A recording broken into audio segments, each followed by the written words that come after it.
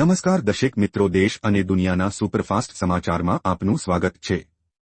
આજના તાજા અને સૌથી મોટા સમાચાર જાણીએ પહેલા ચેનલને સબસ્ક્રાઇબ કરી નાખજો। અંબાલાલ પટેલની આગાહી। હવામાન નિષ્ણાંત અંબાલાલ પટેલે ફરી એકવાર વરસાદને લઈ આગાહી કરી છે। તેઓએ જણાવ્યું કે નવરાત્રિમાં વરસાદ વરસે તેવી શક્યતાઓ છે। રાજ્યના અનેક વિસ્તારોમાં છૂટાછવાયા વરસાદ પડી શકે છે। આગામી 5 થી 7 ઓક્ટોબર દરિયામાં ભારે પવન ફૂંકાઈ શકે છે।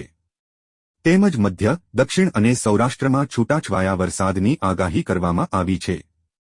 આ સિવાય અમદાવાદ અને ગાંધીનગરમાં વરસાદી પડવાની શક્યતાઓ પણ છે।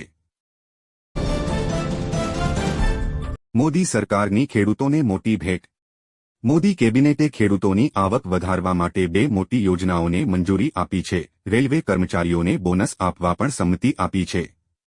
બેઠકમાં લેવાયેલા નિર્ણયોની વિસ્તૃત માહિતી આપતા કેન્દ્રીય મંત્રી અશ્વિની વૈષ્ણવે કહ્યું કે પીએમ રાષ્ટ્રીય કૃષિ વિકાસ યોજના ઉપરાંત ખેડૂતોને લગતી ઘણી યોજનાઓને મંજૂરી આપવામાં આવી છે। આ ઉપરાંત ચેન્નાઈ મેટ્રો ફેઝ 2 ને પણ મંજૂરી આપવામાં આવી છે। વડાપ્રધાન નરેન્દ્ર મોદીની અધ્યક્ષતામાં ગુરુવારે કેન્દ્રીય કેબિનેટની બેઠક યોજાઈ હતી। આમાં ઘણી મોટી યોજનાઓને મંજૂરી આપવામાં આવી હતી। દિવાળી પહેલા ખેડૂતોની આવક વધારવા માટે 2 મોટી યોજનાઓ મંજૂર કરવામાં આવી છે, ત્યારે રેલવે કર્મચારીઓને બોનસ આપવા પણ સહમતિ બની છે। બેઠકમાં લેવાયેલા નિર્ણયોની વિસ્તૃત માહિતી આપતા કેન્દ્રીય મંત્રી અશ્વિની વૈષ્ણવે કહ્યું કે પીએમ રાષ્ટ્રીય કૃષિ વિકાસ યોજના ઉપરાંત ખેડૂતોને લગતી ઘણી યોજનાઓને મંજૂરી આપવામાં આવી છે। આ ઉપરાંત ચેન્નાઈ મેટ્રો ફેઝ 2 ને પણ મંજૂરી આપવામાં આવી છે।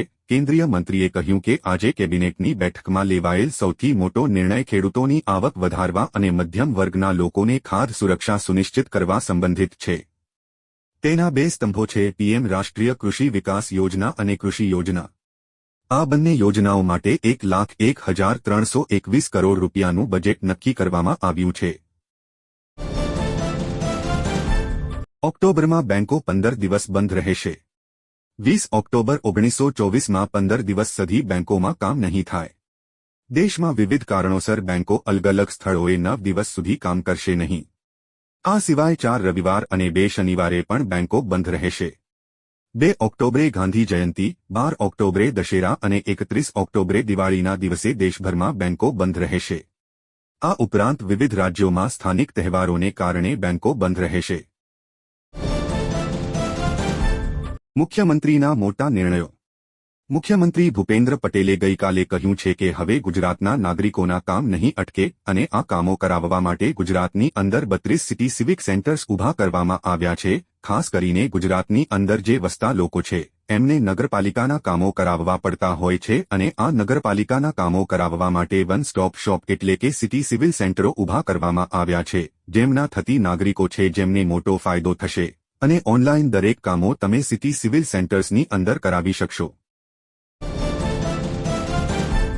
ગુજરાત સરકારે રાજ્યની સરકારી શાળાઓમાં અભ્યાસ કરતા વિદ્યાર્થીઓ માટે ફ્રી સાયકલ યોજના 2024ની જાહેરાત કરી છે। આ યોજનાનો મુખ્ય હેતુ એ છે કે વિદ્યાર્થીઓને શાળાએ આવવા જવા માટે સરળતા અને સુવિધા મળી રહે। જ્યારે યોજનાનો લાભ ગુજરાતની સરકારી શાળાઓમાં ધોરણ 9 થી 12માં અભ્યાસ કરતા વિદ્યાર્થીઓને મળશે। આ યોજના અંતર્ગત વિદ્યાર્થીઓને સારી ગુણવત્તાવાળી, મજબૂત અને ટકાઉ સાયકલ આપવામાં આવશે।